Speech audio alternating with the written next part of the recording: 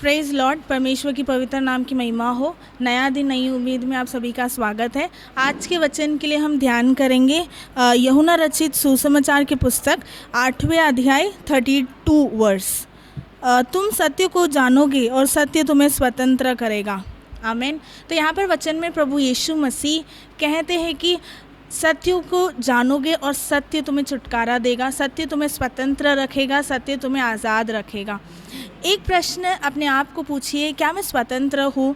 स्वतंत्र मतलब हमारे जीवनों में पाप से स्वतंत्रता, पाप से आज़ादी, बीमारी से आज़ादी, हर एक पीढ़ी के श्रापों से आज़ादी। हमारा जीवन कहीं ना कहीं किसी भी बंधनों में अगर है तो उससे आज़ादी पाने के लिए हम हमारे तरीके से अगर रास्ता सोचते हैं तो वो रास्ता सफल नहीं हो पाएगा, क्योंकि वचन कहता है अगर आपको आज़ाद होना है, अगर आपको स्वतंत्रता चाहिए तो आपको एक ही रास्ता है, सत्य को आप जानोगे। अब सत्य क्या है? सत्य कैसा हमको छुटकारा देगा, कैसे हमको आज़ाद रखेगा? सत्य परमेश्वर का वचन है, सत्य परमेश्वर है। वचन में लिखा है यीशु मसीह ही मार्ग, सत्य और जीवन है, और हमारे पास परमेश्वर ने जो वचन दिया है वो सत्य है। ये जो वचन है, हम हर एक दिन जब हम सत्य को जानने लगेंगे, परमेश्वर के वचन को जानने लगेंगे, परमेश्वर के वचन का ध्यान मनन करेंगे, जितना परमेश्वर का वचन हमारे जीवन के अंदर जाएगा उतना वो वचन हमारे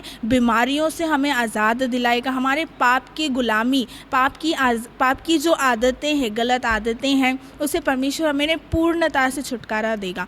तो कहीं पर भी अगर आपको अब महसूस करते हो कि मैं कहीं ना कहीं किसी भी रीति से मैं गुलाम हूँ, मैं अपना आज़ादी से मैं जीवन नहीं जी पा रहा हूँ, स्वतंत्रता से मेरा जीवन नहीं जी पा रहा हूँ, परमेश्वर का वचन आपके लिए है कि आप सत्य को जितना जानोगे उतना आपकी जीवन में आप स्वतंत्रता को अनुभव करोगे। परमेश्वर के वचन को आप जितना आपके दिल और दिमाग में अंदर लोगे और जगा दोगे, उतना आप आपके जीवनों में स्वतंत्रता का अनुभव कर पाओगे। हम वचन में देखते हैं परमेश्वर यीशु मसीह के पास अगर बीमार स्त्री अगर आई है तो उसने स्वतंत्र पाकर गई है। परमेश्वर के पास बीमार के साथ जो कोढ़ी का बीमारी है जो फैलता है, लेकिन परमेश्वर के पास जब वो इंसान आया तो उसे स्वतंत्र मिली है। तो परमेश्वर के वचन के पास, परमेश्वर के पास जो भी गया है कभी वो स्वतंत्रता के बिना वापस लौटा नहीं है। तो आज के दिन से आप निर्णय लीजिए कि अगर जो भी बात में आप स्वतंत्रता नहीं है, आज़ाद नहीं पाए हो, वचन को जितना आप अंदर लेते हो, वचन को जितना आप जगह देते हो, उस वचन उतना आपके अंदर जीवनों में काम करके आपको आज़ाद देगा। परमेश्वर ये वचन के द्वारा आपको आशीष करे। हम अभी प्रार्थना करेंगे।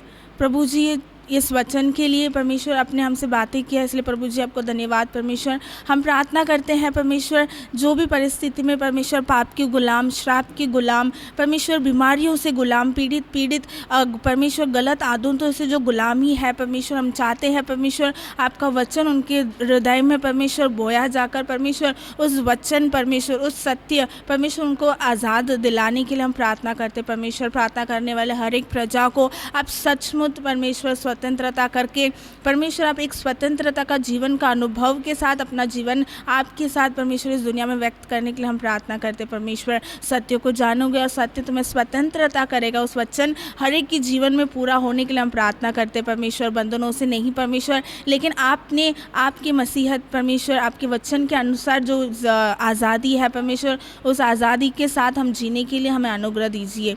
सारा महिमा आपके नाम को देते हुए छोटी सी प्रार्थना हमारे उद्धार करते यीशु के नाम से प्रार्थना सुन और कबूल कर हमारे स्वर्गीय पिता। आमीन।